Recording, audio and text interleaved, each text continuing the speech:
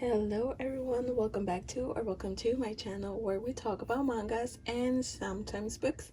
So for today's video, I have the reading log for the month of January. So without any more further ado, let's get started with this first volume. And here I have the first volume of Pink Heart Jam. Can we take a look at this beautiful cover? Here is the back and the art inside the volume, and this is how it starts. And I also read the second volume. Here is the front, the back, and the inside cover, which I really like this illustration. And what is Pink Heart Jam about? So we follow Haiga and Kanae. So they are both in college, and Kanae, this is Kanae and this is Haiga. So Kanae is a senior and Haiga is a freshman. Now at the beginning of the story, we see that Haiga is going to be joining a club, and he joins the music club at this university, and that's where he gets his first impression of Kanae, which he is the guitarist of a band. And he sees Kanae perform, and Haiga is like intrigued, like he thinks he's cool, and he joins the club in hopes of meeting Kanae. But Kanae, being a senior, he doesn't spend a lot of time at the club because he has like other things he needs to worry about, for example, like what he plans to do after he graduates. And after they welcome the freshmen, there's like a reunion, and in that reunion the seniors dare Haiga to go into this district, but the district is specifically made for people of the rainbow. And then Haiga is like, okay, like I'll go. But there's this girl who approaches him and goes like, hey, just so you know, that's like only for people of the LGBTQ community, so unless you want to taste the rainbow, maybe don't go there. And Haiga is like, yeah, like, okay, thank you for letting me know, like I'll pretend like I didn't go. But the thing about Haiga is he's been curious about his sexuality, and so he decides to go and give it a try. And it's during that moment where he goes into this place where they offer like massages, and he's like I don't know, like he's really nervous. And so the clerk, the guy that's like there to help him, is like, okay, well, here are some of the masseuses who could help you go through this like new thing. And in like he gives him like this folder where they have pictures of the workers, and it's in that album, that folder, where he says Kanae, and so he picks out Kanae, and that's how their story begins.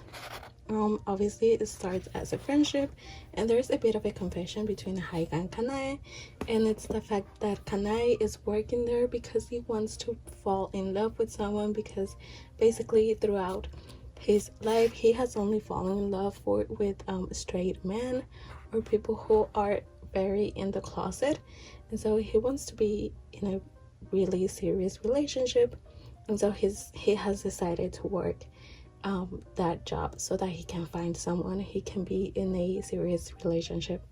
And Haiga confesses that he's always been curious. He's always had this curiosity of whether or not he's really into guys or maybe not. And again, that's how their relationship starts. I really enjoy that they start off as friends, and then it goes on to like a like something more. I really like the fact that Kanae was really understanding of Haiga, and he never once put pressure on him of whether or not like he really liked guys, or like whether or not he wanted to go into a relationship with Kanae. And yeah, I really enjoyed this this series, and I hope you guys give this one a try.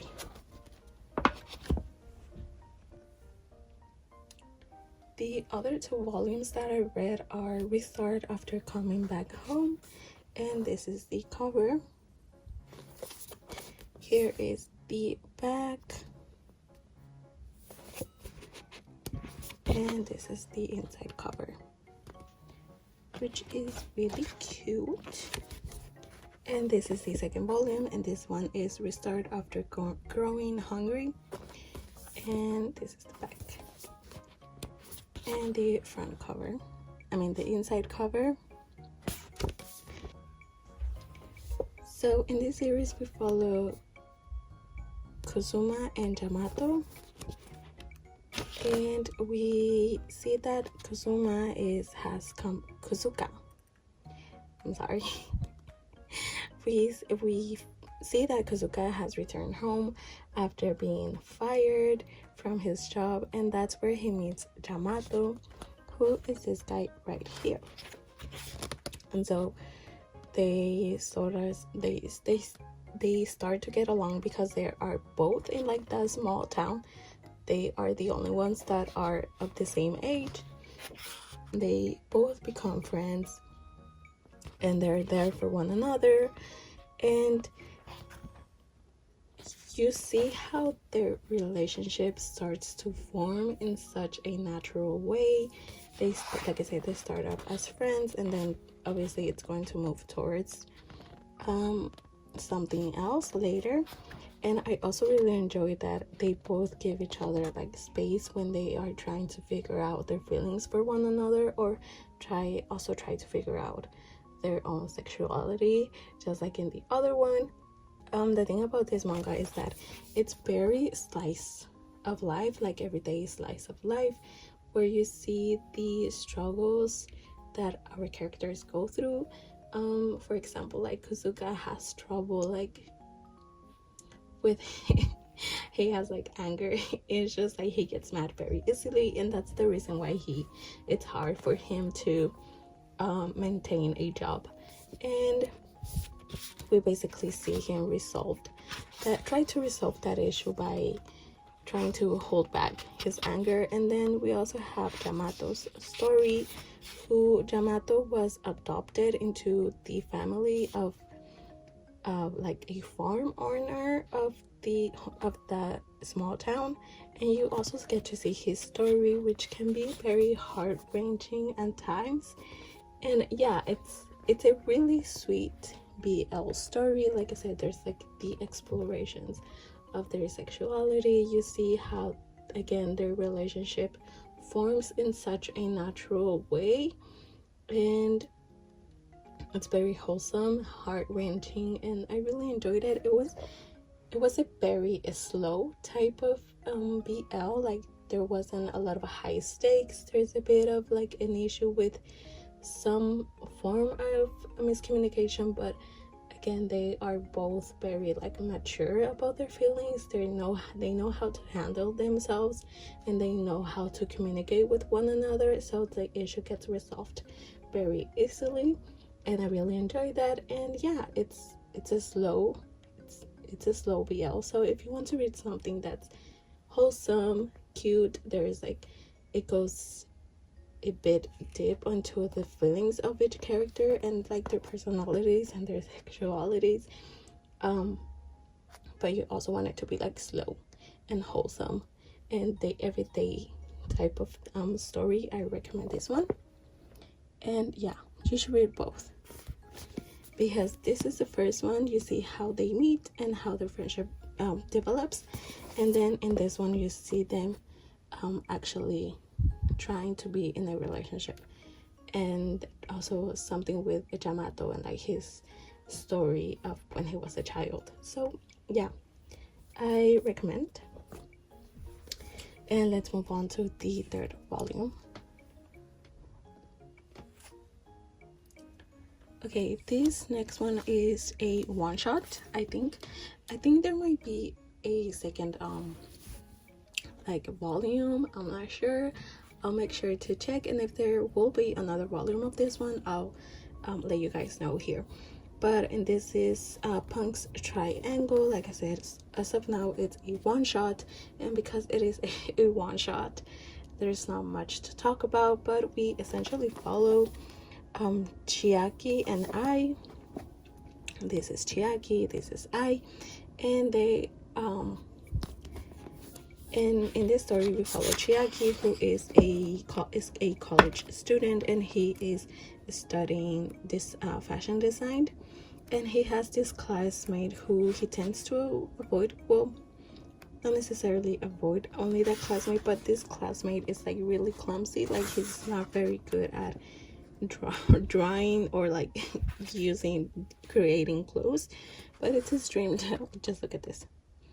But he wants to try his best.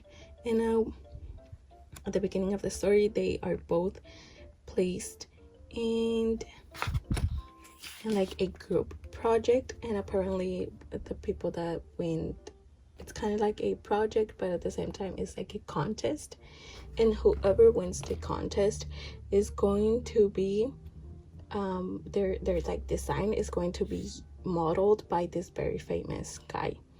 And so Chiaki is like the biggest fan of this model, and he's going to try his best to win this contest, but obviously he was paired with a very clumsy guy.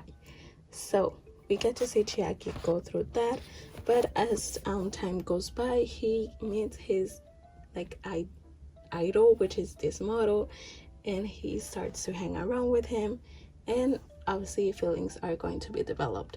But at the same time, because he is doing this project with his classmate and he's getting a lot closer to this classmate, he's starting to develop for this classmate as well. Obviously there is a plot twist right there, which I think it's part of the